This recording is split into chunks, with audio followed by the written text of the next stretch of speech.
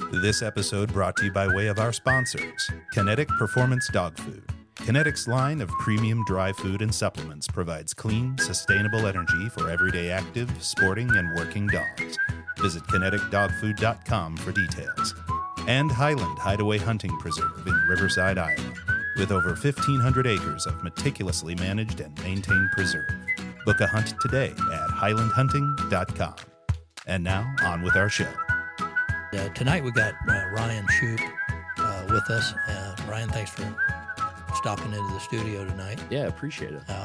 We're going to talk to him a little bit about his experience. And so tonight is all going to be about Ryan's memories from the field. And Ryan, where'd you grow up? I grew up in Center Point.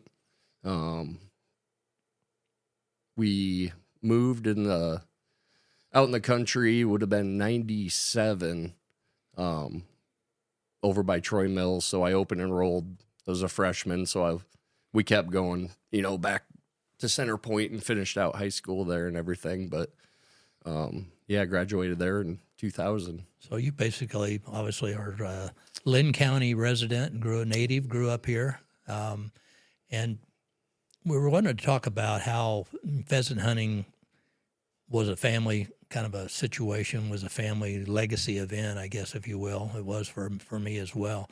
What was pheasant hunting, and how was your first kind of like an experience with it? When did pheasant hunting become something that you recognized was going on, and your dad or your grandpa or your uncles were doing it? What was that first recollection like?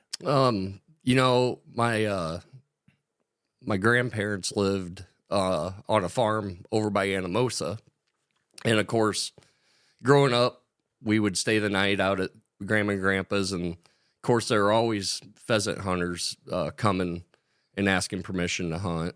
And of course, my two uncles, they row crop farm over there.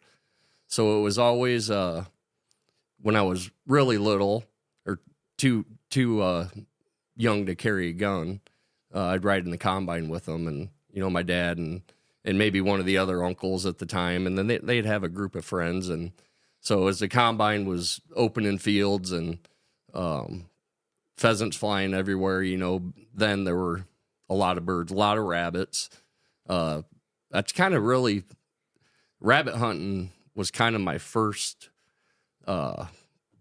passion, really. Okay. I kind of seeing all the rabbits at that time, and then then the roosters and birds would start flying, and but watching it for quite a while. And my grandparents were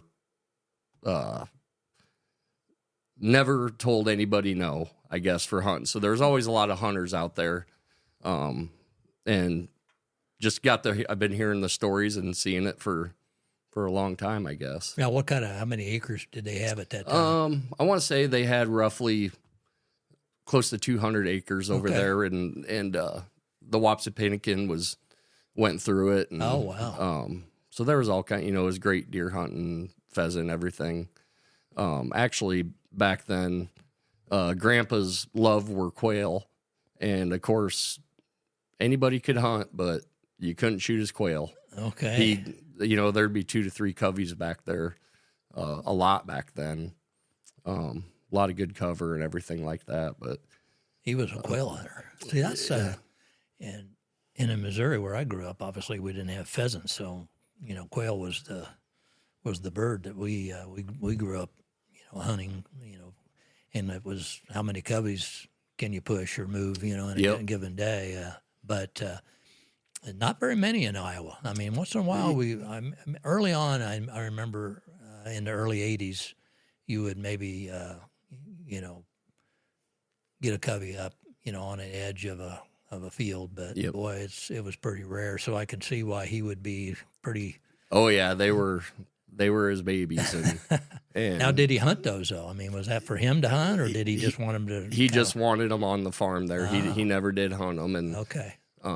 But of course, I know my uncles and dad to the point where they knew that you had to hunt them. It's not, you wouldn't clear them out or clean them out or anything. But I remember watching them they just get a covey up, and then what they didn't get, they might chase around for a little while. And I always thought that was kind of neat about quail. You can kind of chase them around. Always chase singles. Yep. You try to. Yeah, it was great. I miss that. But they're fast. Yeah. They are fast birds. So at some point then, you kind of, as you got older, and the hunting and pheasant hunting, and then opening day, that kind of became really a big deal, right? Yep, absolutely. Especially in Center Point and Troy Mills area. I suppose that was community-wise. Yep. That Center was big. Point, there was a truck stop, and they were always open. I'm sure it was 5 o'clock or at least 5:30 in the morning, and you go there for breakfast in the morning, cinnamon rolls or whatever. And I remember there was just always hunters there on opening day, and of any season too. I mean, it was a gathering place for hunters to go eat their breakfast. That was always a memory of me knowing that there was always going to be a cafe full of hunters in there. Now, who really was there somebody that mentored you or really kind of showed you the ropes, how to hunt or how to hunt with dogs? Was that like your grandpa, or was that your dad? Or when I grew up, Dad always had a lab, and Kelsey, she was a yellow lab, and I don't really remember him doing much waterfowling. It was mostly upland. I know they'd go at times north, grouse hunting. But really, my dad hunted, and he had a group of guys that hunted also. And then as I got, kind of moved into, just say high school, to where I was able to, drive myself around, and had a real close friend that me and him did all of our hunting together. And of course, we would use Dad's dog. We'd bring the lab along, and he even had, his mom and dad had a beagle, and we would take any dog that we could get our hands on, really, or no dog at all. And but she, Kelsey, she was our first hunting dog that I could ever remember. And then when she passed away, Doc Troop in Center Point, he's the vet. He called, and I want to say that it was a month, if it might have been even sooner.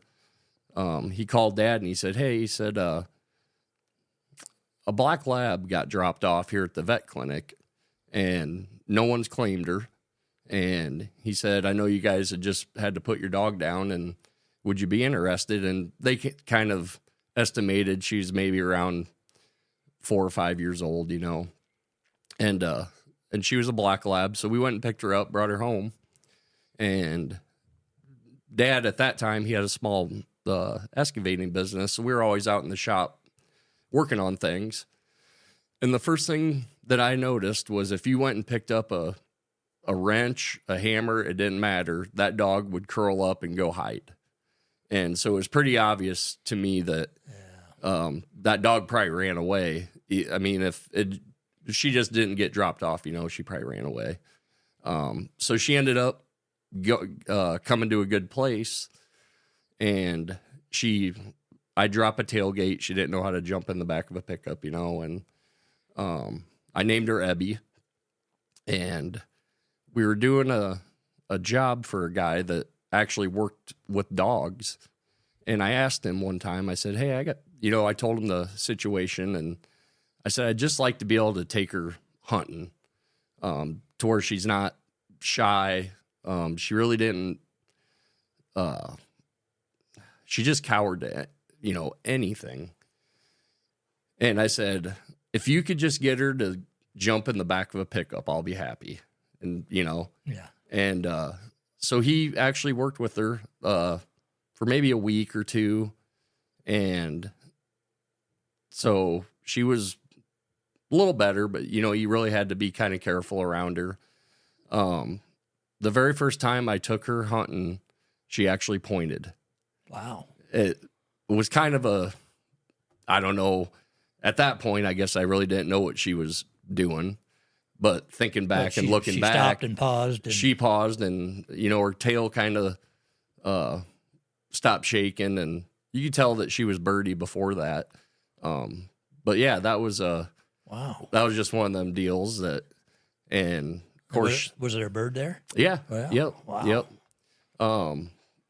How'd she react after that? Did you shoot over, or did you just let it go, or what? No, we shot, and there was signs that dog knew what she was doing, but never did it. No, I don't know. She just, like I said, whatever her life was before us, I just had a feeling that it wasn't a good one for sure. But she had been abused in some manner. But but below the surface, there was maybe some. She had some natural drive in her. Really, she did, and I think she was more nervous about how she should act around people, more or less. Yeah. And so, how did that expand then from that particular day when that happened? Did she hunt more? Yeah, we hunted her and did a lot of ditch hunting. If it was just, and I did that with Dad's yellow lab too. Just take off walking down the county ditch, and if you kick something up, you kick something up. But did a lot of that. Obviously growing up around here, classmates, they grew up on a farm, and so there was just endless amounts of hunting to do. A lot of fence lines and stuff back then, which that's probably one of the biggest changes that I could say around here from then till now is the cover is it's almost gone. If you looked back across the bean field behind here, you could see you could probably see 2 miles now, and you never used to be able to do that. So then that kind of is what I think slowly, and then we're getting into the, 2000s. The pheasant hunting definitely slowed down, and everybody was noticing it. And it got to where, I don't think we really pheasant hunted, made it a big priority anyway for 5 or 6 years. There was kind of that period in there where things kind of stagnated, and you didn't know if you should, if you did see a rooster, you didn't know if you should kill it. Don't want to be the guy that kills the last rooster in Iowa, right? Right, yeah. And then you have guys, say, it's not going to hurt, that's going to leave more food for the hens and this and that. But so, getting back to your lab, what? Do you remember a specific story or a moment that she had? I mean, obviously, this first thing where she pointed for the, or at least paused for the first time, that had to be kind of a moment. Yep. But were there some others? Do you remember any particular other ones? Or? Nothing really sticks out big with her. Just besides, I was just a happy guy. Kind of took her under my wing. I kind of called her my dog, I guess, back then. She was the family dog still or whatever. But I guess that was just kind of my biggest thing that sticks out with her, that she would hunt. She had it in her.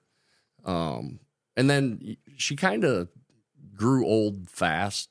And that's kind of what makes me think she might have been a little older than what he was thinking she was. But I don't know if we kind of hunted her for 2 years, maybe 2, 3 at the most.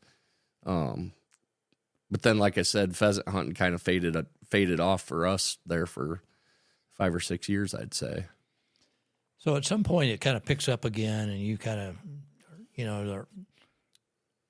your interest gets rekindled, and you kind of get more into it. What caused that, or where were you at, and what was going on in your life at the time when that kind of all transpired? Yeah, for one, we started seeing more birds come around. You know, guys were, you know, everybody's talking, you know, what are you seeing for birds? And you talk to the farmers. One farmer would say, yeah, you know, we've seen a few, but nothing like we did in, you know, the late 80s or early 90s, which that would be pretty tough to ever get back to. Yeah. And even before my time, you know, they said it was really good. So that kind of started getting my interest. And then I was kind of really thinking, at this point now, I'm really wanting a dog. I had a friend buy a Draghar, and actually 2 guys bought litter mates, and so I hunted with them, and I seen how the point, you know, a real pointing dog works, but I knew that wasn't the dog that I would really want, you know. They're kind of barbarians, the Draghars, you know. They're pounders. Great dogs. They're, you know, retrieving. Oh man. So then I kind of started looking at just pointing dogs. When we grew up in Center Point, some of Dad's friends, there was 2 or 3 guys in there. 'Cause I know Dad had the lab, and they had pointers. And I don't know, I want to say they were, they weren't setters. They were, they got the tight coat. Basically, what do they call that breed? It's the closest thing that you can get to a setter. Kind of like a Springer Spaniel. One of Springer's, basically kind of the same build, little stronger build, than a setter, but American Pointer. Does that sound right? But anyway, a couple of the guys had Musterlanders are out there that look a lot like setters as well. Yeah, and I don't know, because we were, you know, our mascot in Center Point High School was Pointers, right. Pointer dog, you know. Yeah. But anyway, I asked Dad one day.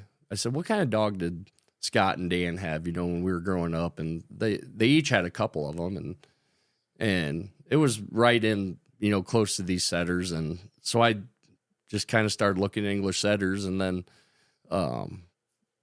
YouTube, and I found your guys' Sweet Point Setter Tails, and I'll never forget, and my wife, because if we were going to have a dog, it was going to be a hunting dog and a dog that can relax on the couch with you at night, you know. Mm-hmm.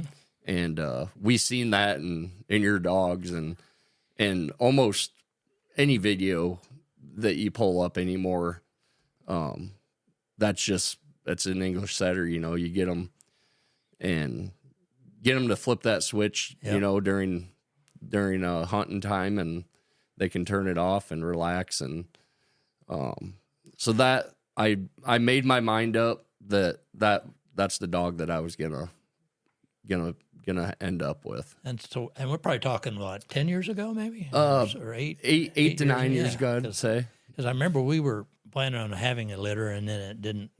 Nature decided it wasn't going to happen for us, and I know you were. You were pretty excited about maybe getting one of those puppies, and it didn't happen. Which, you know, that's just the kind of the way it goes down sometimes. Yeah. But it sounds. But you stayed the course, and you were pretty. You were sure that's what you wanted, and I was on a mission to find a dog. That's for sure. And you know, I carry fuel. I deliver fuel for a living, so I'm out in the country all the time at customers, and I was over by Springville, and the guy's building was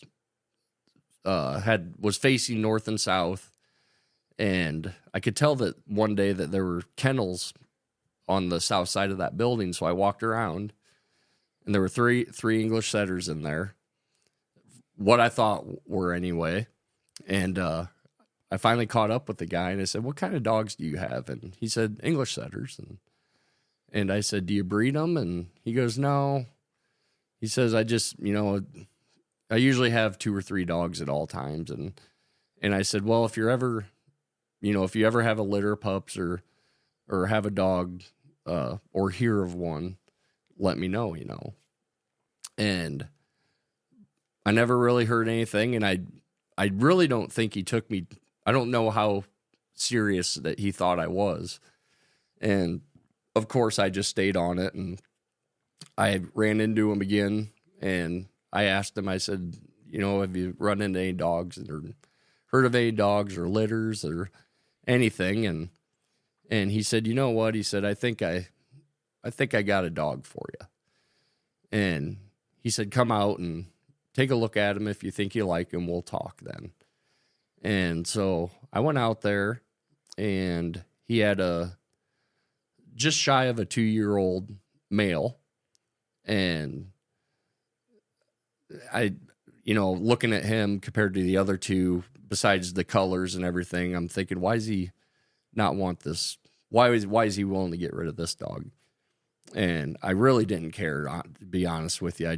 He was a really good looking dog. And what it come down to was this dog needed a little more attention than the other 2 that he had.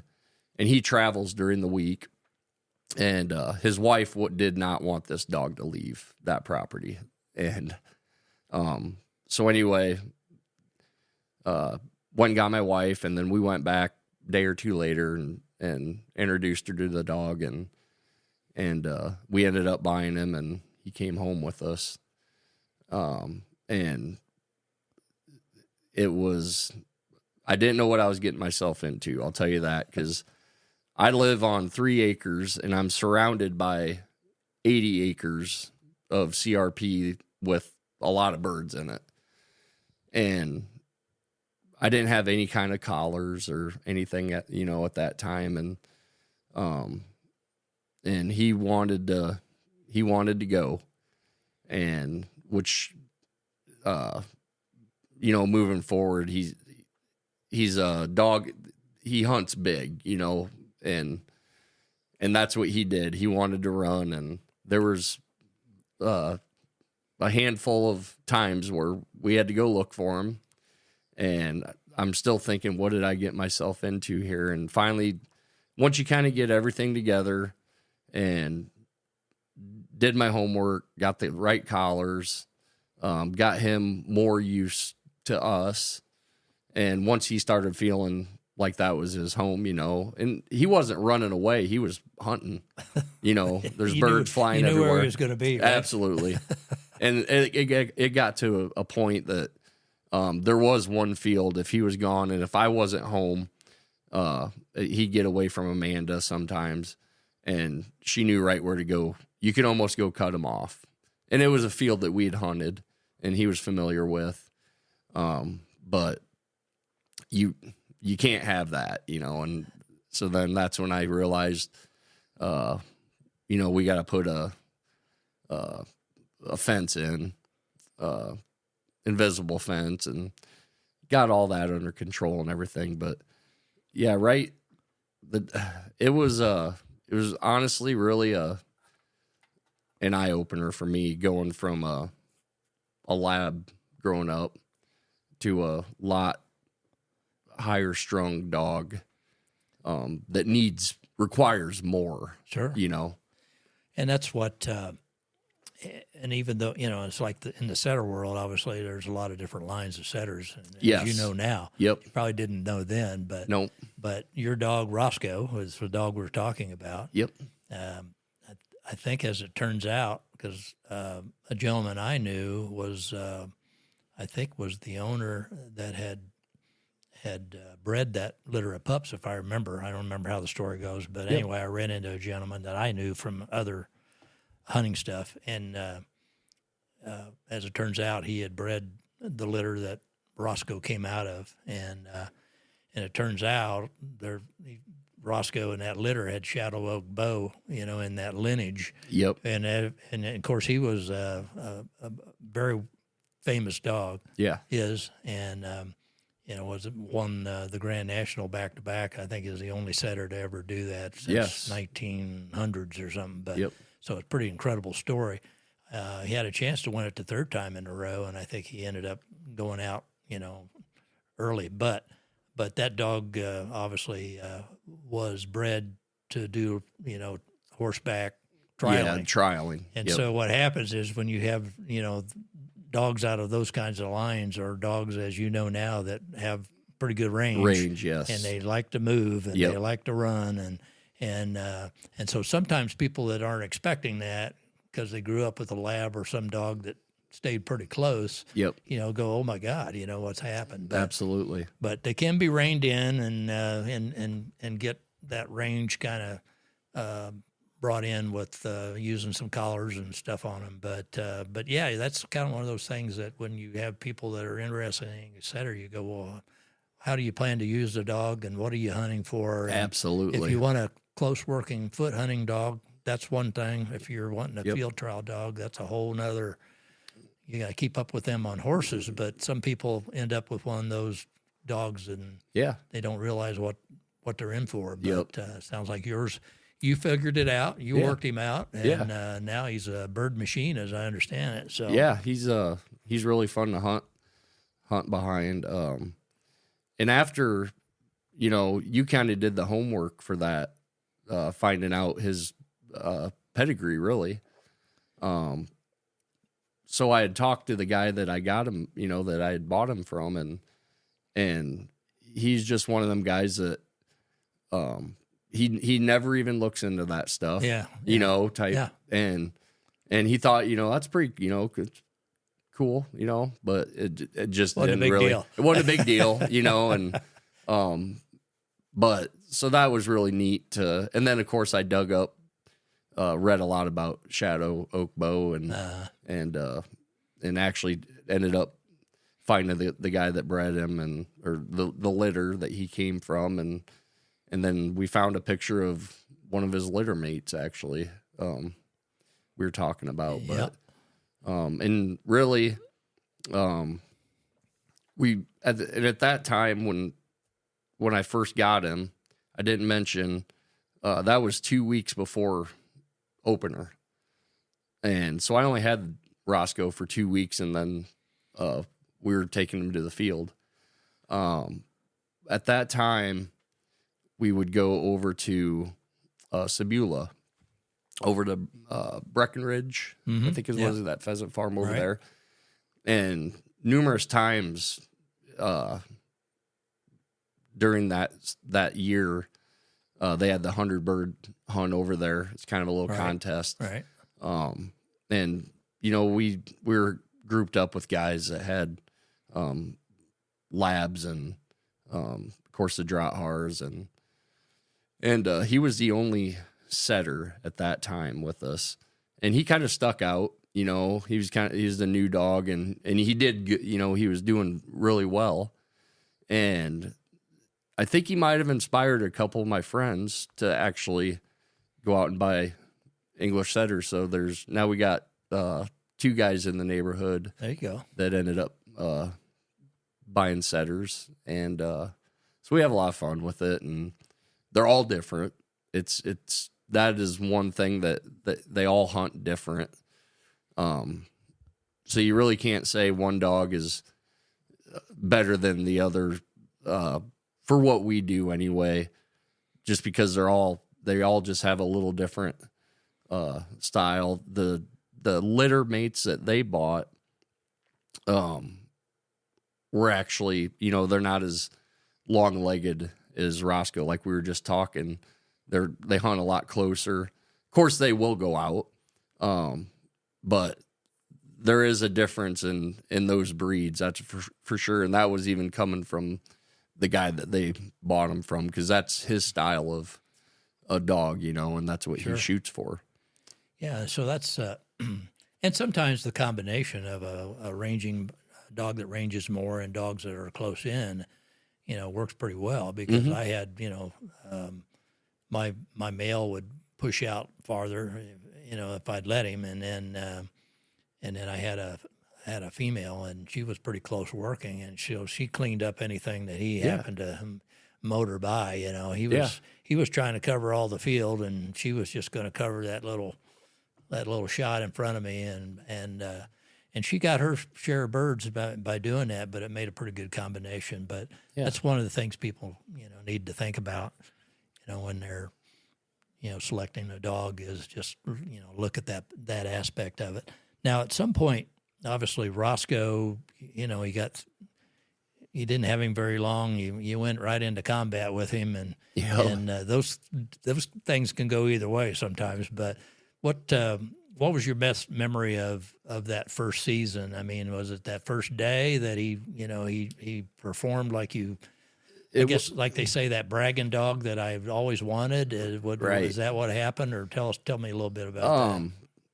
Of course, hunting with the labs and even the Drotthaars, they're pretty dominant retrievers, and as far as I knew, Roscoe was kind of a, he'll get a bird or he might not. So really kind of my, outlook on it was, if I can leave the field with what you shoot, whether, he brings it back or he stands over it, and which that's what he was doing. He would never really leave the bird. He tried picking it up a couple times, but when you're hunting with some dominant retrievers, he didn't stand a chance. Yeah. Right. I don't know if he really ever did do a retrieve over there, but we were hunting another time, and quail, I think, it was a covey of quail that got up, and one of the quail got winged, and it was windy that day, and that thing just took off like a kite. He was sailing, and Roscoe jumped the fence and took off to where we couldn't see him anymore. He kind of went down in a ravine. So we kind of took a little break there by the fence. I said, well, he, kind of kept his eyes on it the whole time.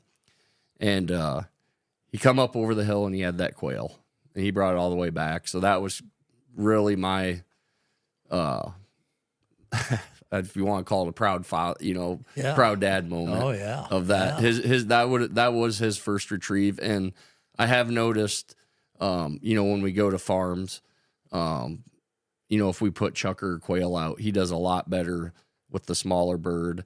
But he does, he retrieves, but it's all just kind of, and if it's just me and him hunting, he just retrieves it. And that was nothing that I ever taught him. And honestly, I think being around a lot of dogs that he knew what he was doing. I think he didn't have to, and so he didn't. He'll retrieve it, so I'm just going to go find another one. Yeah, right? And let that guy carry the birds in his vest, Smart dog. Smart dog. So obviously Roscoe kind of rekindled that passion for upland hunting, it sounds like. Once you get that dog, did you feel like, now I'm obligated to get him in the field more often? I just can't let him just sit in the kennel. He deserves to be out there. So now, it took it to a whole new level with me. It took it to more doing it for the dog, really. Watching him work was just unreal to me. And he was mine. I was proud of him, and watching him progress even. And in the off season, I ended up getting some pigeons, homing pigeons at home, and kind of doing them refreshers, and kind of really doing stuff with them all the time. But other than that,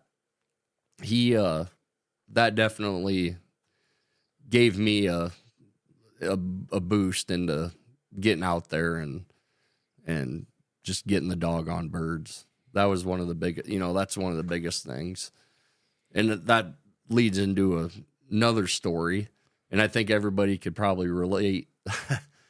the look that the dog gives you when you miss. I don't know anything about that. I'm not kidding. And there's a handful of friends that know this story, and that's how we got. It's called the Fentro rooster, and it happened just about half a mile from here. We were deer hunting first season, and this would have been that second year that I had him, and we kicked a rooster up, a couple roosters actually, pushing deer on this fence line. And so I thought, I'm going to remember, come back here, bring the dog. Well, I did. And the first time I went back there, and there's not even a fence there. It's basically just like foxtail, real light cover, nothing crazy. And Roscoe went on point, and I went up and I flushed a bird and missed. So we ended up finishing, walking the rest of that old fence line, and nothing, there wasn't anything else on it. So we walked all the way back to the truck. And a couple days later, I said, I'm going to go back and see if that rooster's there, because he was there, been there since first season shotgun. And went back and woofed again. Missed the bird.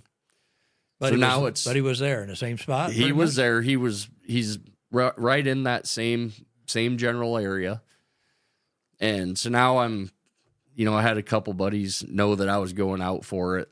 They knew I missed the first time. So of course, and so now we got to get this bird.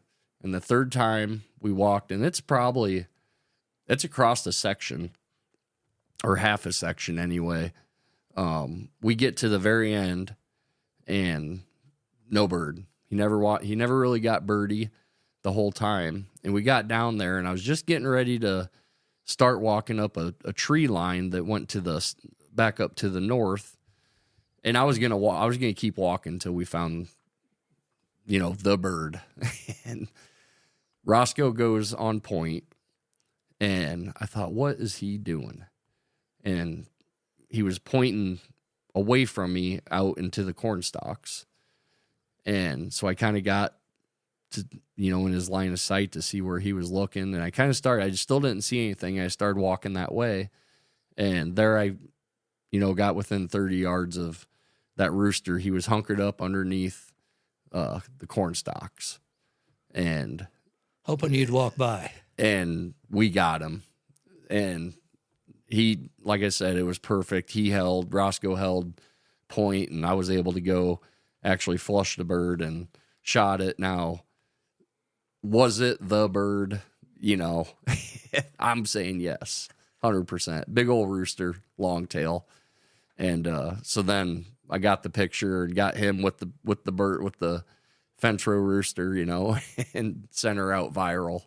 But how many times, I couldn't imagine what that dog was thinking every time I let him out of the dog box, and he was back at the same Fentro where I missed the rooster 2 times before. Well, that Sweet Lou used to, he actually would turn around and look back towards you. I mean, I've seen that. Yeah. They give you the look. That's yeah, for sure. Yeah. Especially if he had worked really hard and made a nice hard point, and bird was there and flushed, and it was just, it should have been a easy shot. Yeah.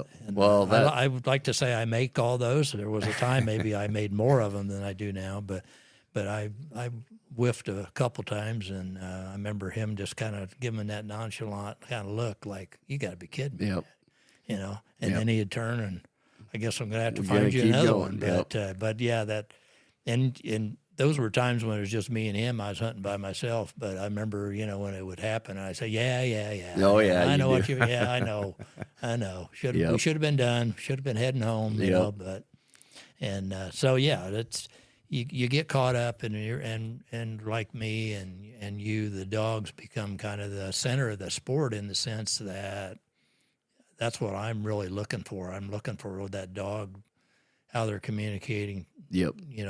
What they're smelling, what they're, if they're on birds, or right. And you're reading that, and you get to know that dog, and probably the dog gets to know you as well. But to me, that's where the enjoyment is. Absolutely. If I get the bird, I I mean, I've killed my share of birds as you have, and if I take a bird, it's really to reward my dog for some hard good work. But for the most part, it's just watching the dog and dogs work in together. As they're working to Yeah, you as throw in a team. couple more dogs and watch how they work together. It's and honoring each other's point and those kind of, you just, when you see that, or you just go, wow, I mean, I can't believe these dogs do this. And, and I've been hunting for 60 years and I still like, oh my gosh, I'm glad I was able to see that today.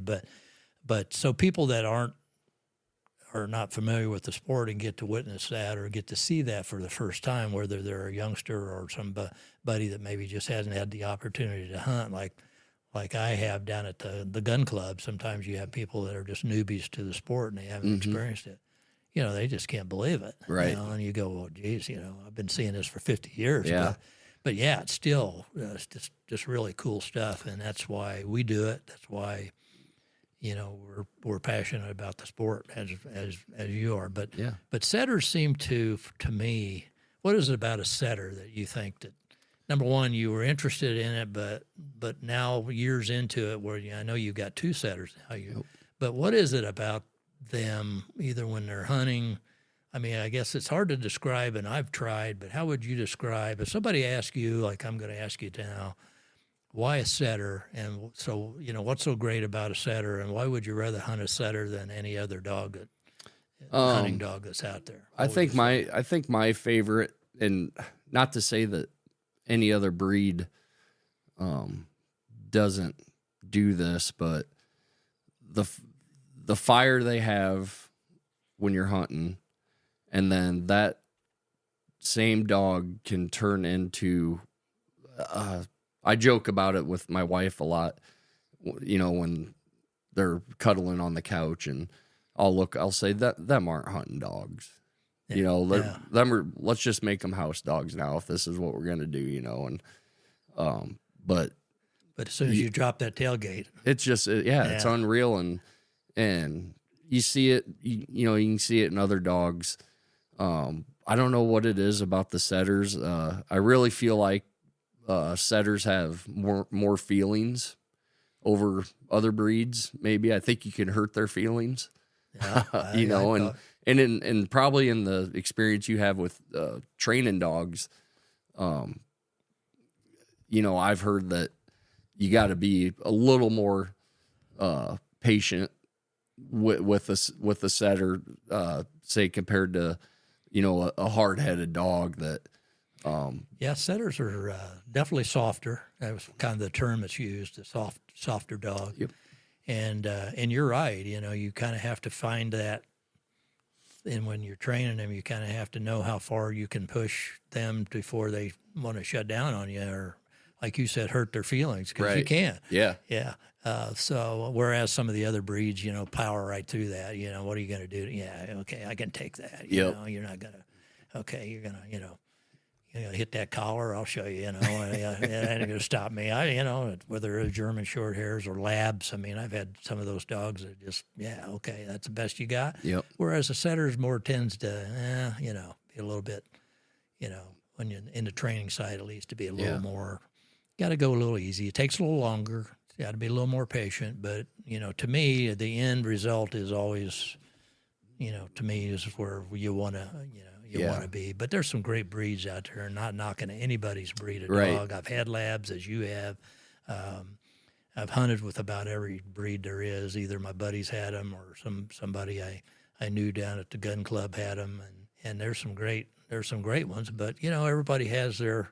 Right. And there's just something about the way setters move for me. I don't know, when they're out hunting in front of you and they're quartering, and that tail with those feathers is moving, and there's something about it. They're definitely they're cool to watch. My little female, she almost kind of reminds you of a mountain lion stalking. They get kind of she gets real low to the ground. Okay. Her belly will get real low to the ground. Yeah. To where, Roscoe's doesn't. I've never really seen him do that. but there's just something about when they get on point or when they get birdie, it's almost like they're in slow motion. Yeah, and what's interesting from hunting that particular dog, a few seasons, I mean, you get to where exactly that dog's communicating to you what's happening. Yep. And other people may not see it, but since you've been with that dog many times, you can see the change in the tail, many signs, the change in the rhythm, whatever it is, it and you see it, and that's when you tell your buddy, hey, get ready here, something's about to happen, and absolutely. they're like, what are you talking about? Yep. And so that's kind of a cool side of it as well. But so was there a time? I mean, obviously every year is another opportunity to get that memory, I guess, if you will, and I mean, there are memories every season you have the dog out there. Yeah. The sad thing is that their lifespan's pretty short, so they don't have as many seasons as we would hope. And so you try to make the most out of the ones that they have, especially when they're younger and they're healthy and they're in their prime. But what would you say? I mean, does Roscoe and then your female's Daisy, right? Daisy, yep. I mean, do they hunt pretty well together, or how has that all kind of transpired when you brought the new dog on? They do hunt really well together, and it just kind of seems effortless to me. They both just kind of do what they do. They have just a little bit of a different style, which works out. Which I've any of the other setters that I've hunted around, they just make it work. That's kind of one of the best parts about it, I think, is watching how two different dogs, and sometimes up to 4 or 5 dogs in the field,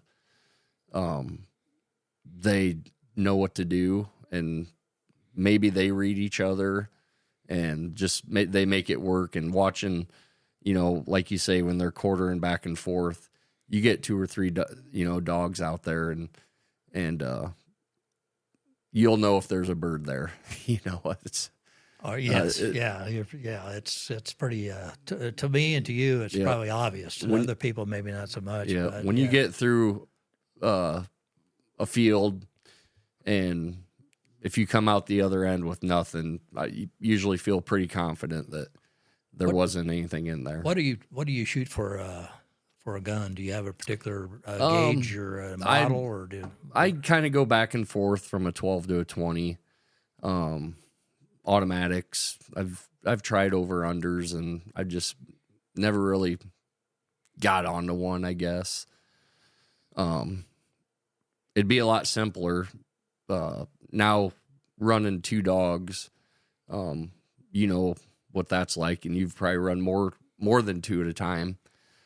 Kind of keeping them doing what they want to do, and so that was another thing with me going to a 20 gauge, was carrying a lighter gun, sure, and trying to control dogs, I guess. And it seems like you're always doing something when you got them going. Yeah, and that's why the guiding kind of always appealed to me, is because you're not carrying a gun, and your whole focus is on the dogs, and keeping things where it should be in the field, whether it's monitoring dogs or keeping things going. But yeah, you're right, when you're trying to carry a transmitter and see what's going on and where a dog went over the hill, where that dog is, at the same time trying to be safe with a gun, it can there's an art to it. There's an art absolutely to it. And you want to be pretty confident in the guy you're hunting with, that he's pretty good at his trade as well. But so you probably shoot a 20 gauge auto of some sort most days. Then when you're bird hunting, most of the time, I would say probably 90% of the time, if we're on a farm somewhere, with raised birds. I usually try to take my 12 gauge on a hunting wild birds, because they're just, to me, it seems like they're kind of getting a little tougher to hunt. Okay. As far as So you think? I mean, I'm not putting words in your mouth, but I'm guessing wild birds typically tend to be more rangy and get up a lot farther ahead than maybe a pen raised bird Yep. perhaps would. Yep. Not going to hold like those birds do. So you're going to Yep. need that extra wild bird's only gonna yardage to try to bring that guy down, whereas maybe you wouldn't with yeah, yeah, absolutely. And you never want your dog to be the dog that flushes a bird too soon or whatever, because a dog that'll range a little farther, and that's kind of what I try working on is especially when you're hunting with other people, I try to keep them within reason as much as I can, and compared to if I'm just hunting by myself. And but a rooster, your dog might hold, but that rooster's only going to sit there so long. They're not fair. They're demons. Yep. Yeah, they're not a good old, especially wild ones, but a good old wild rooster. He didn't go to hold very long. No, that's why I like to work my dogs pretty close, just because my old legs aren't going to get there in time. Yeah. If he's out there 200 yards, yep, forget it. Absolutely, he can hold the best point in the world, but I'm never going to get there in time for that pheasant to say, I think it's time for me to head out of here. Yeah. But quail, maybe some quail would hold, or certain bird types would. But yep.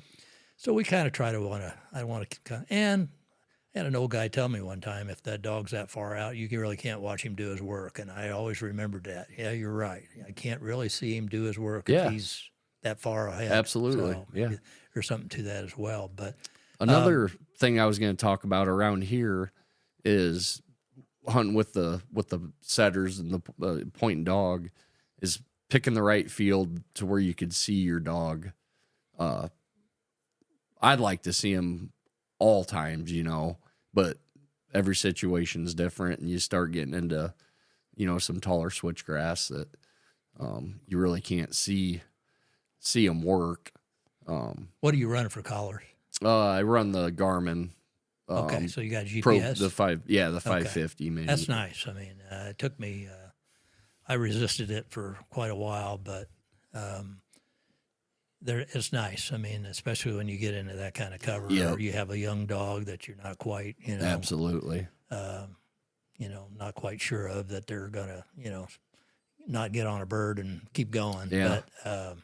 But yeah, it's pretty cool technology, and then sometimes I know that I had a GPS. My first experience with it, I was kind of testing it out, trying to decide whether this was really what it was all, banged up to be. And, a lot of young guys are running them. Okay. But I'm not sure I need it, but I had it on a young dog, and it actually belongs to my son, dog Ruthie. And it was one of her first seasons out. And so obviously she needed to work, she needed to experience, and she covered lots of ground. That girl still does. But I didn't want to lose her. I didn't want to be the guy that lost his dog. So I had the GPS on her, and I'm thinking, well, the wheels come off. At least I got to have an idea where the hell to look for her, right.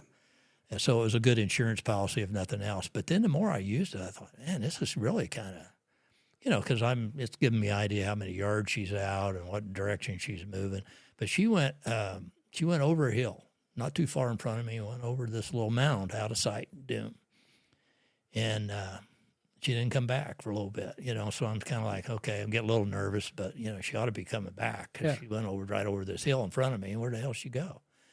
And so it's kind of like that pilot. You got to trust your instruments. So I look at this thing, and I'm thinking, there's no way. It's saying that she's like 50 yards out here to the west of me, And I'm thinking, there's no way in hell she went that far. She just went over the hill right here in front of me.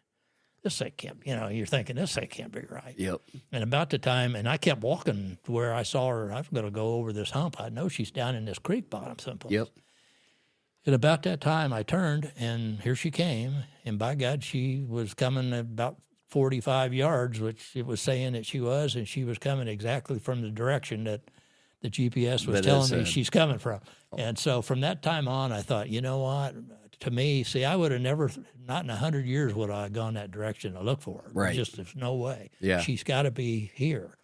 And so, yeah, so you got to learn to trust the instruments. And the more I've used it, the more I've kind of getting to rely on it more. I never thought I would, but in the feedback, you get a lot of real great information at the end of the hunt about how far your dog went, or you know, if you've got multiple dogs, you're trying to, and you're into a multi-day hunt, you're saying, well, you know, Roscoe or Lou went a lot farther today than, so maybe I rest them, you know, and don't put them out tomorrow as much or whatever. So there's some great feedback. So what's your experience been with the Garmin, and when you first used it, did you have was there a learning curve there for a while? There was, and I actually, from the first one that I bought, I don't use that handheld anymore because that handheld had more of a touch screen on it, and if it hit my leg or something, it seemed like every time I'd pull it up, it'd be on a different screen. But that handheld would tell you at the end of the day how far your dog ran. And I'll never forget that opening day we hunt. The first field we hunt, I think is a little over, maybe right around 100 acres. And then we always go back to the neighbors and hunt his 80. So 180 acres we hunted. And I would guess that we probably walked 4 miles. And that collar recorded him that first year at 24 miles. Yeah, isn't that incredible? That it was just unreal. Yeah, it's crazy. I mean, it doesn't even really. If you seem... go 7, they're going to go about 3 times that much at least, and depending on the dog, of course. But so some funny things always happen along the way. What's some? I mean, it's something that happened to you, or I mean.